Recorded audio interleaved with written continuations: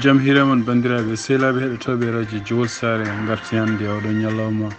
alarba hawri ko sappo e jeeɗiɗi lewru avril hitande ujunnaji ɗiɗi e nogas e nayyi addan ɗon habruji mon e ɗemgal pulaar titruji men ɓurɗi mawɗude ko États-Unis puɗɗoɗen hono kanko Donald Trump ñawore makko ko fate ko kalis mo mbiyata hashmani ɗum noon kalis mo yomnoɗo suku debbo ko wiya ko fraude holto yaari hande waynodude toon kadi to Washington ɓen hono kamɓe républicain ɓe garini toon hande kadi addude délégation mabɓe ɗum noon ko yimɓe mbiyata juroɗen ko yimɓe suɓaɓe toon to sud représentant pour wadde empêché hono kanko Mayorka ɗum noon ko kanko woni ministre toppitade ko fati immigration holno oɗon empêchement yaari habruji men international toon to Palestine ƴeewen kadi holko ñalli toon hande kono noon ma en ƴeew kadi tumnade Al Jazeera ko haali holko ñalli to wuuro wiyetengo Rafa habruji men international mana en toon to Bruxelles ɗum noon ko Belgique no gasi jeeɗiɗi état union européenne ɓe mbawi rondude toon kadi ƴeewen koɓe kaali ko fati wallude Ukraine ma en jahtoon Sénégal ɗum noon e pewnitogol visite makko to Mauritanie kanko président Bassirou Diomaye Faye premier ministre makko wawi en jokkodirde premier ministre mo Mauritanie ƴeewen kadi délégation makko kanko Bassirou Diomaye Faye hoɓe o jogoradde toon to Mauritanie habaruji meɗen ma naw en toon to Libye caggal nde oɗo kalfininoɗo mission Libye toon to Nations Unies ɗum démission ene wayno ko habaruji goɗɗi gaari hono kamɓe yimɓe haɓoɓe toon délégation ngaji mabɓe mbawi rendude toon to Égypte tumne e jimade Ligue arabe ɓe mbawi kadi hawrude e élection ngaji toon to Libye ɗum woni titre uji men ɓurɗi mawnude oɗo journal ma en gara desuji muɗum joni joni sifti noon tan hande ko alarba sappo e jeeɗiɗi lewru avril hitande ujunnaji ɗiɗi nogas nayyi en gara desuji joni joni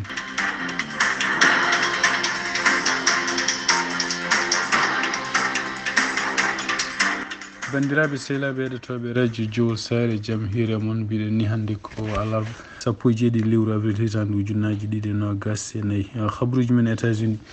toon to New York hono kanko Donald Trump kadi no wayno yeehi to ruttima toon hande tribunal kadi ɗum woni ko ñalawma makko tataɓo noon ko ñawore ko takka wonde won kalisaji hutiri ko adi hitande ujunnaji ɗiɗi sappo e jeegom pour yobde oɗo suka debbo takkuɗomo wiye eɓe joguidino affaire ne wayno ɗiɗon kalisaji kanko hoore makko takkaɗo wiya o hutorima ɗum wi ko jobdi business alors ko jobdi oɗon suka debbo hoto yaltinde vidéo ji walla hol haltude sirruji makko ɗum noon e wayno ha hande oɗo ñalawma koɓe goni koye suɓade taw yimɓe wiyetoɓe jury en ɗo ɗoɓe jarata ɗo en ɓe dañi tan ko yimɓe jeeɗiɗo taw ɗum noon ko janggo kadi ɓe continte pour ƴewde beele ɓe daña yimɓe joywoɗɓe walla ko ɓuuri ɗum ɗon pour wawde timminde sappo e ɗiɗi jury ji ɓe jogui ɗi siftinde on tan ko gardiɗo suudu ñawore oɗon tribunal wimo wonde ko kanko Donald Trump il faut ko ñande foof o ara bamde ndeɗo ñawore ko ñawore criminel toon to Washington ene wayno ko kamɓe républicain ji ɓe garini toon délégation mabɓe kadi yimɓe suɓaɓe wonde ko kamɓe goni jururuji pour wawde wadde hono empêché hono kanko Mayorka noon ko kañum woni kalfinaɗo ko fate immigration leydi ndi ene wayno koɓe takkimo gueɗe ɗiɗi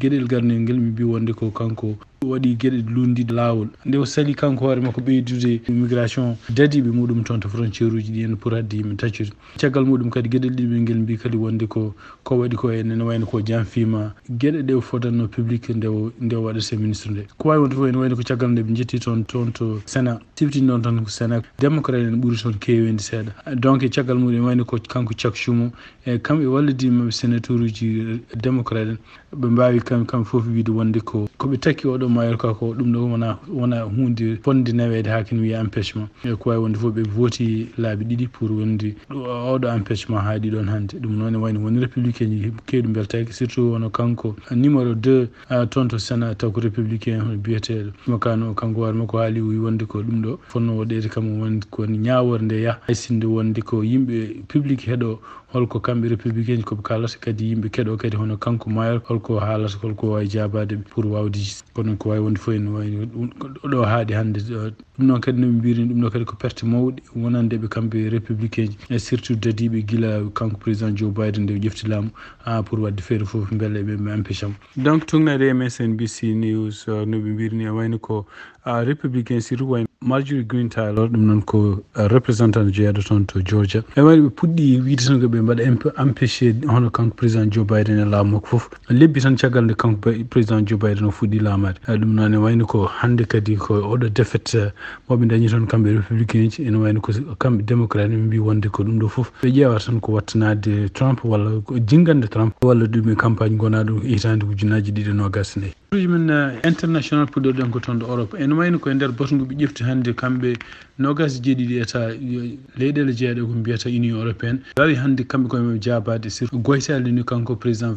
Volodymyr Zelensky o haalano ɗeɗe fof par ce que haalino wi wonde ko ene wayno ko jinguere nana e aduna hen surtout henne ko caggal nde Iran welli bombuji muɗum walla missilaji muɗum toon to Israël ene wayno ko leyɗele Europe ɗe fof o limti hen France o limti hen Angleterre Allemagne en o limti hen États-Unis kañumen fof gaddi systéme aji muɗum défense samminde ɗiɗon bomboji oy ko leydi makko ñande fof bomboji ɓurɗon bonde ne nder leydi makko hay état goto e ɗiɗo état ji balluɗi défendude Israël hay goto men jaɓani addude ko kala ko fate walludemo ko pour défendude leydi makko ko ɗum waɗi hannde kamɓe union européenne ɓe renduɓe toon to Bruxelles hannde ɗum noon ko ñande alarba hannde 17 lewru avril kamɓe koye mabɓe ɓe kaali ɓe mbi wonde ko ɗum noon hankkadi en wayno ko Ukraine jeeya koye membre uji mabɓe maɓe keñoro ko yaaci en addude kala ko mbiyete systéme défense so toon to Ukraine en wayno ko kanko Volodymyr Zelensky o wi wonde so tawi ɗeɗon kaɓirɗe ko wiyete défense dañaka kadi kaɓirɗe goɗɗe dañaka kamɓe koye ko capture en wayno leydi mabɓe koko jogori heftere kadi ko danger ñande fof ɓe goni ɗum noon ko décision mo kamɓe union européenne ɓe mbaɗi hannde nogas jeeɗiɗo état ɗi ɓe mbi wonde ko yaaci maɓe jawnu rokkude Ukraine kala ko wiyete ke gueɗe kene haɗa missilaji yande leydi muɗum e kadi ko gueɗe kañum hoɗum ko wawi hutorade pour habtade habaruji men toon to Palestine walla toon to Israël e tugnade kadi ko ɗamina hannde ne wayno ko kanko premier ministre Benjamin Netanyahu ha hannde mon continue hutorade konngudi wiide wonde ko alay saago kamɓe Israël ɓe jobto holno ɓe jobtorto noon andaka kono noon ko wawi wonde fof ene wayno ko leyɗele ɓurɗe wonde sehilameɓe ɓe fof nene continue ñagademo kanko Benjamin Netanyahu pour hotoɓe jobto kamɓe leyɗele ɗe fof ɓe keftini wonde ko Iran no werliri ɗiɗo missilaji ni hay sinde toñi ene wayno ko kamɓe koyemen fof haalninoɓe donc no werliri ni ene andi ko no haaliriniɓe ni firti wonde ko ene yiiɗi wonde ko kala ko werli toon yo sammini guila yettaki toon de Israël ko wawi wonde fof ene wayno ko kanko Benjamin Netanyahu mo ɗaminama o fottu janggo e ministre uji ɗiɗi des affaires étrangères jeeyaɗo toon to Angleterre jeeyat toon to Allemagne yettiɓe toon guila hanki wonɓe Tel Aviv ɗum noon ko ɗum ɓeɗo fof ko ɗum ko wawde wadde makko pression kanko Benjamin Netanyahu pour oto yimɓe makko oto armé makko yobta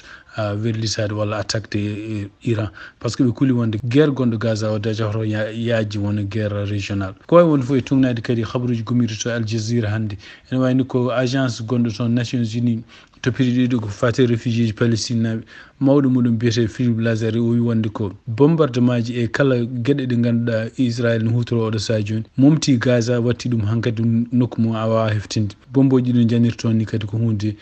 nde ganduɗa ko wasde yurmade innama adem e tugnade kadi habaruji gommiri toon mbi wonde ko yimɓe jeeɗiɗo mbarama toon taw ɓeɗon yimɓe kadi ne waɗi hen rewɓe ne waɗi hen sukaɓe mbarama toon ɗum noon ko caggal nde Israël kañum hoore mum werli bomboji toon to Rafa ɗum noon ko Rafa kadi woni ko banggue worgo Gaza ɗum kadi ko Wafa haali ɗum Wafa kadi ko journal gonɗo toon to Gaza ono premier ministre mo Qatar kañum hoore mum wi wonde ko kaldigal gongal hakkude mabɓe kamɓe Qatar e leyɗele ɗe tawno toon ko wayno Hamas ne jeeya hen Israël ne jeeya hen Égypte ne jeeya hen wayno e kaldigal ko fati sesel fof ha hande ne continue kono noon won yimɓe wonɓe walla won parti ji gonɗi hen kutoro en intérêt ji men politique o pour hadde kaldigal ngal yaarude yeeso kaldigal ngal ha hande gasani conseil de sécurité des nations unies en ɗamina ñande aljuma nde ma heeɗo Palestine mouvement Palestine pour arde yidde wonde membre toon to nations unies kono ene wayno ko tugnade kadi ko fama hono kamɓe États-Unis ko supporter o gandaɗo mo Israël kañum hoore mum ma ar bloca oɗon ndeɗon ɗaɓɓande ɗum noon hadde wonde Palestine naɓe wonde membre des nations unies ko fate guerre tugnade kadi ministre toppitiɗo ko fate cellal toon to Gaza o mbi wonde ko 33,999 ɗum woni Palestine naɓe waraɓe tuggi tan haare nde fuɗɗi ñande 7 octobre ɓe mbi kadi ne wonde ko 76,694 neɗɗo ɗum ko yimɓe gañiɓe wona hen taw ngala to cafri oɗo saha joni tugnade kadi habaruji gommi toon ne mbi wonde ko Israël naɓe ko mbarana tuggi ñande octobre nde ha ɗo oɗo jartan ɗo ko 1,999 ha nde tugnade habaruji gomiri toon to ministre toppitiɗo ko fati cellal toon to Gaza tonto Libye tungnede kabaruji jeltunoɗe hanki hono kanko envoyé spécial walla neɗɗo kalfinoɗo mission ko fate wallude libinaɓe hawrude walla yimɓe fraction ngaji gonɗi toon wawde nanodirde pour ko fate beele ene organisé élection ngaji toon to Libye kanko biyeteɗo Abdoulaye Bathily ene wayno o arino hanki toon to Nations Unies o wi wonde o démissionné ligguey makko saabu kala peeje ɗe waɗata ɗe won yimɓe wonɓe toon e surtout e ɗiɗon partie ji walla ɗiɗon mouvement ji kañumen koye men mbaɗani ɗum nanggani ɗum sérieux intérêt ji mumen personnel ɓuuri wonde intérêt pour Libye no wurno e ɗum noon ne wayno ko kanko hoore makko no wirni tan ko donkuɗo mission makko yo yaaru yeeso ɗum woni o démissionné kono caggal muɗum ene wayno ko tungnade habaruji gommiɗi toon to Africa News hono yimɓe tato taw ko dirigeant ji ɗiɗon partie ji mbawino fottude toon to Égypte ɗum noon to Caire noon taw ko invite ɗumen ko mawɗo ligue arabe biyeteɗo Ahmedou Abdoul Gheit ɗum noon nde ɓe kawrito nde ene wayno ko kamɓe ɓeɗo ɓe mbawi jabde wiide wonde ko maɓe organisé élection ngaji toon to leydi maɓe Libye ɗiɗon représentant ji noon ene wayno ko jeeyaɗo tan conseil haut conseil d' état gonɗo Tripoli jeeyaɗo kadi conseil présidentiel leydi ndi e kadi neɗɗo kadi goɗɗo kadi ko gardiɗo funnague Libye ɓeɗo fof ko yimɓe tato enen ko ɗiɗo organisation ngaji tati gonni toon to Libye ene poɗodira leydi ndi ɗum noon siftintan toon ko Libye gila nde Mouhammad Gaddafi wara e nder hitande ujunnaji ɗiɗi e sappo e goho ene wayno leydi ndi woni koko fecci donc ala nandiral goni toon ko haareji goni toon interne e ɗum noon e wayno ko so tawi gonguira gangu ɓeɗo tato kadi mbawi arde toon to Égypte jabde wiide wonde ene kalda pour ha mbaɗa élection ngaji toon to leydi Libye ɗum kadi ko habaruji moƴƴi wonande leydi Libye habaruji men Mauritanie Sénégal e tungnede kadi ko winda toon taw winde ɗum ko agence presse sénégalaise ene wayno ko kanko Ousmane Sonko o wawi jokkodirde e tolno makko mo Mauritanie biyeteɗo Mohamed Bilal Messoud ɗum noon ɓe mbawi jokkodirde par téléphone ɓe kaldi kadi haalluji kewɗi e tungnade kadi koɓe kaldi kadi famdirde wonde ko cehilagal gongal hakkude Mauritanie e Sénégal e ɗum noon kadi ko cehilagal ganduɗa en ɓoyngal e ɗum noon kadi ko hunde foti ɓeydede holno yaari yeeso e ɗum noon kadi tungnade kadi bureau mo biyeteɗo bureau d' information gouvernemental hono kanko Bachir Diomaye Faye ene ɗaminama o ar toon to ñande alhamisa nde toon to Nouakchott e ɗum noon mo arde kadi délégation goɗɗo délégation baɗɗo fayida e tungnade hande communiqué gummi toon hono kanko premier ministre mo Mauritanie Mohamed Bilal Messoud o wawi yettude Ousmane Sonko e gostodiri miijoji kewɗi ko fate holno cehilagal kunde mabɓe ɗeɗo leyɗe ɗiɗi yarata yeeso e ɗum noon kadi hande nder article ko haali wi wonde ko ɗiɗo état ji ɗeɗo leyɗe ɗiɗi ene joggodiri jokkodiral manggal surtout jokkodiral ngal ko fate ene taw ko secteur uji foof ene jeeya hen gueɗe patuɗe ko fate sécurité ne jeeya hen ko fate maaje en jeeya hen ko fate en hydraulique jeeya hen ko fate environnement jeeya hen ko fate kadi agriculture fate en ngaalu affaire douaniagal e patuɗe kadi ko wiyete infrastructure nder yerudo kaɗo en tan en wayno ko Sénégal ne jogui ken wonde temedde joyyi laaɗe taw ko laaɗe gawoje jamiraɗe toon yo ngaw e ndiyameje taw ko jiimade Mauritanie ɗum ɗo fof ko dokkodiral moƴƴal gongal toon ko jiida e ɗum kadi eɓe joggidi kamɓe koye mabɓe projet